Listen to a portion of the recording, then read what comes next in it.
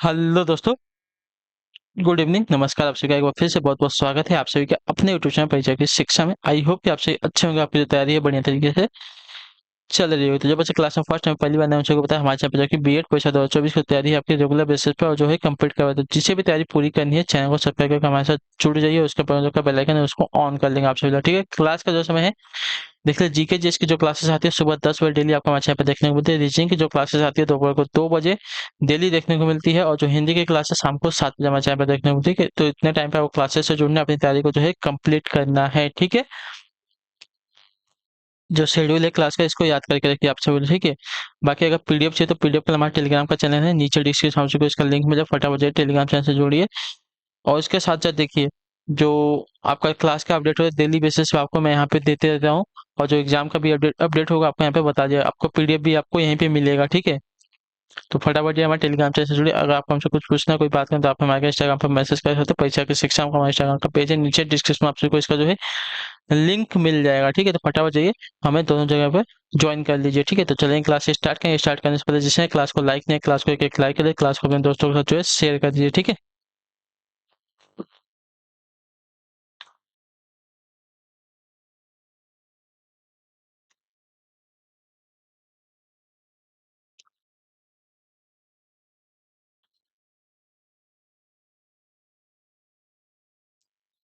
चलेंगे class start करेंगे, देखेंगे क्या दिया गया आपका। क्वेश्चन नंबर जो 51 से आपकी क्लास स्टार्ट है। यम का पर्यायवाची क्या होगा, बताइए। यम का पर्यायवाची क्या होता है? सूर्यपुत्र, धर्मराज, किनास, या ये सभी के सभी। तो यम के पर्यायवाची जो दिए गए हैं ये सभी के सभी हो जाएंगे। जो आपका डीएल अभी कब देगा आपके यहाँ पर आइडेंटिटी, ठीक है। सूर्यपुत्र भी होता है, धर्मराज भी होता है, किनास भी होता है, ठीक है। अगले क्वेश्चन बढ़ेंगे आपका 52 पे, ध्यान से देखिएगा। प्रगतिशील का विलोम क्या होगा, बताइए। प्रगतिशील का विलोम क्या होगा साथियों? 52 पे से उत्तर क्या होगा? देखिए, प्रगतिशील के विलोम की अगर बात करेंगे तो आपका अप्रगतिशील हो जाएगा, ठीक है। ज्ञानी का अज्ञानी होता है, याद रखिएगा, ठीक है। जो आपका शील अभी कब देगा है, प्रगतिशील का अप्रगतिशील जो है आपका विलोम हो जाएगा, ठीक है। निरर्थक का सार्थक होता है, ठीक है। अगले क्वेश्चन बढ़ेंगे आपका, देखिए 53 में बताएगा आइडेंटिटी का। परस का तत्सम शब्द क्या होगा, बताइए। परस का तत्सम शब्द क्या है? परस का सरस है, छूना है, स्पर्श है, या संपर्क है, क्या है?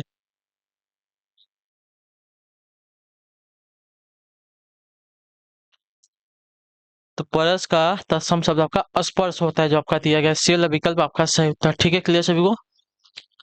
अगला क्वेश्चन बढ़ेंगे 54 नंबर है, ध्यान से देखिएगा उत्तर दीजिएगा।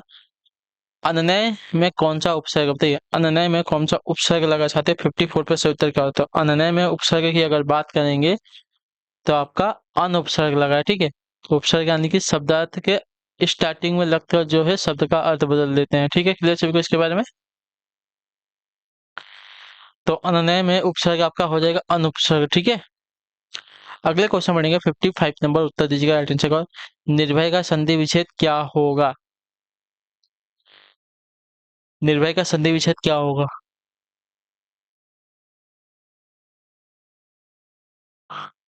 तो देखिए, नीह धन भय, निर्भय का सही संधि विच्छेद होगा आपका विसर्ग संधि का उदाहरण है, ठीक है। क्लियर सभी को इसके बारे में, इससे आपकी विसर्ग संधि लगी हुई है, ठीक है। अगले क्वेश्चन बढ़ेंगे आपका, देखिए 56 नंबर है, उत्तर देंगे सही उत्तर का हो जाएगा पीताम्बर में कौन सा समास है, ठीक है। तो यहाँ पे अगर देखने जाएंगे साथियों तो आपका पीताम्बर, ठीक है।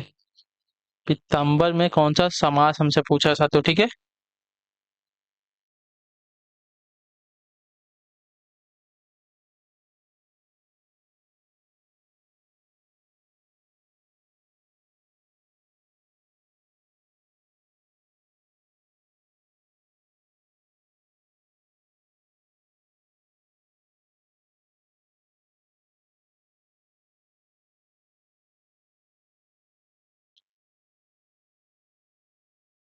तो यहाँ पे जो आपका बहुब्रीहि समास है, ठीक है। पीताम्बर यहाँ पे बहुब्रीहि समास है।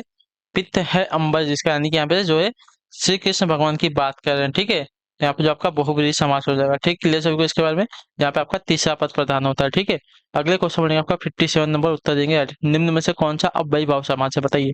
निम्न में से कौन सा जो आपका अव्ययी भाव समास है, 57 पे से उत्तर क्या आ जाएगा?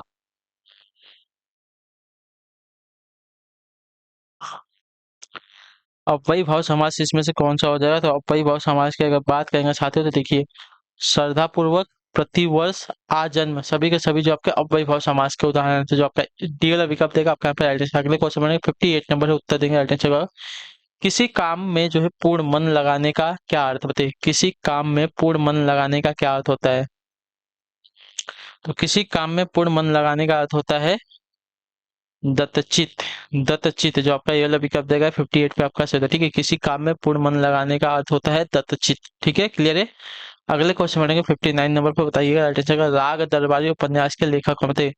राग दरबारी उपन्यास के लेखक कौन है साथियों? 59 पे सही उत्तर का होता है। देखिए, राग दरबारी उपन्यास के लेखक की अगर बात करेंगे, यहाँ पे क्या दिया गया है? शिवप्रसाद सिंह है, यशपाल है, या अज्ञे है, श्रीलाल शुक्ला है। जो आपका डी वाला ऑप्शन देगा आपका राइट आंसर। ठीक है, क्लियर है। क्लियर है यहाँ तक सभी का। अगले क्वेश्चन पढ़ेंगे 60 नंबर, बताइएगा ध्यान दे तो उत्तर क्या होगा। ठीक है, 60 नंबर है, 99 के फेर में पढ़ना का क्या अर्थ होता है बताइए? 99 के फेर में पढ़ना का क्या अर्थ है?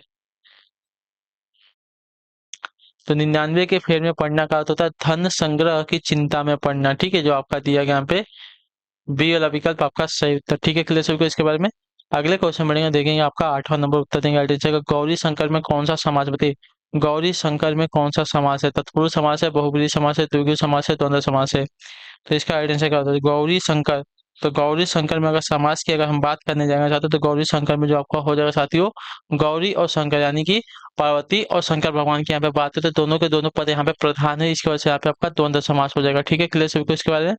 अगला क्वेश्चन देखेंगे आपका 62 नंबर है, उत्तर देंगे जैसे चतुरानंद में कौन सा समास बताइए? चतुर है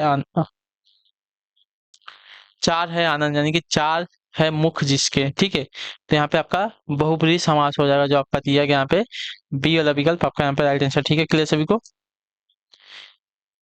क्लियर है सभी को, यहाँ पे भी शंकर भगवान की बात हो रही है तो यहाँ पे आपका बहुब्रीहि समास हो जाएगा। ठीक है, अगले क्वेश्चन बढ़ेंगे, ध्यान से देखेंगे, उत्तर देने की कोशिश करेंगे। 63 पे से उत्तर क्या हो जाएगा? निम्न में से कौन स्त्री का प्रवाची शब्द नहीं है? ठीक है, वामा, वनिता, तीय, शकुंत, इन चारों में से कौन सा जो है स्त्री का प्रवाची शब्द नहीं है? तो जो आपका दिया गया शकुंत, शकुंत जो है आपका स्त्री का प्रवाची नहीं होता, याद रखिए। जो आपका डी वाला ऑप्शन दिया गया 63 पे आपका सही उत्तर। ठीक है, क्लियर सभी को। अगले क्वेश्चन बढ़ेंगे 64 नंबर है, ध्यान से देखिएगा, बताइएगा राइट आंसर का। निम्नलिखित में कौन जो है अस्थाई भाव है? ठीक है, निम्नलिखित में से कौन जो आपका अस्थाई भाव का उदाहरण है? शंका है, आलस्य है, अमरस है, वात्सल्य है। तो अस्थाई भाव का उदाहरण जो आपका यहाँ पे हो जाएगा साथियों, वात्सल्य हो जाएगा। ठीक है, क्लियर सभी को इसके बारे में। क्लियर है, जो आपका डी वाला ऑप्शन दिएगा आपका यहाँ पे राइट आंसर। ठीक,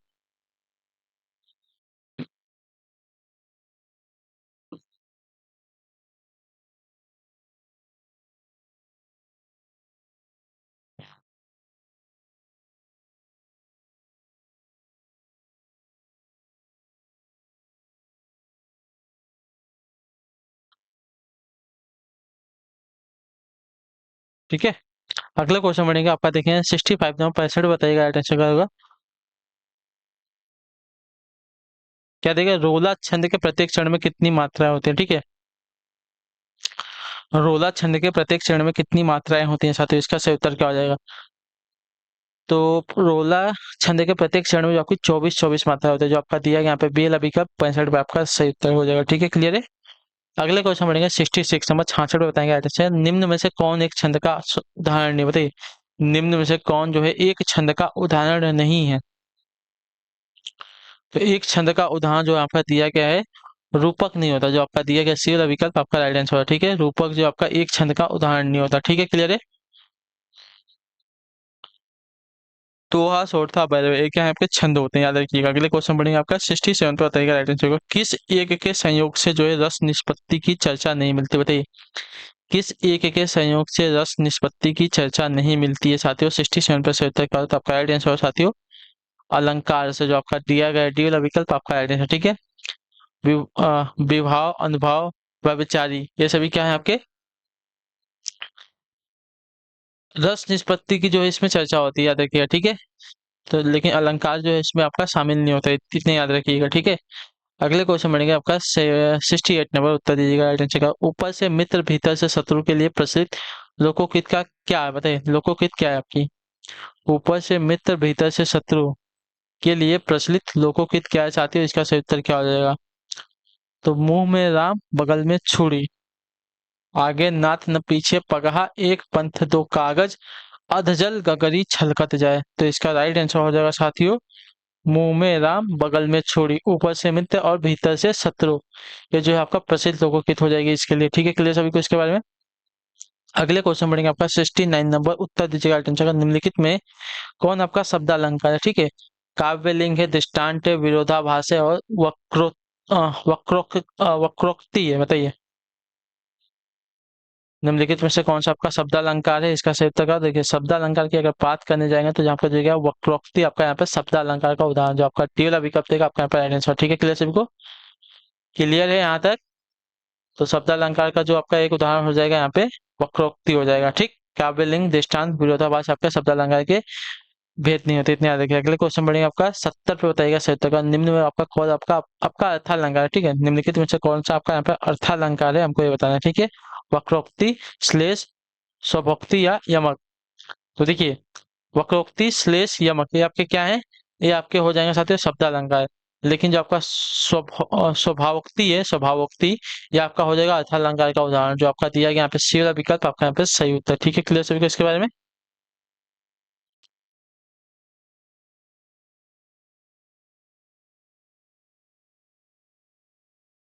ठीक है, अगला क्वेश्चन बढ़ेगा आपका 71 नंबर, बताइएगा एड्रेस को। निम्न में कौन जो है संचारी भाव का उदाहरण, बताइए। उत्साह है, भय है, रति है, गर्व है। तो संचारी भाव का उदाहरण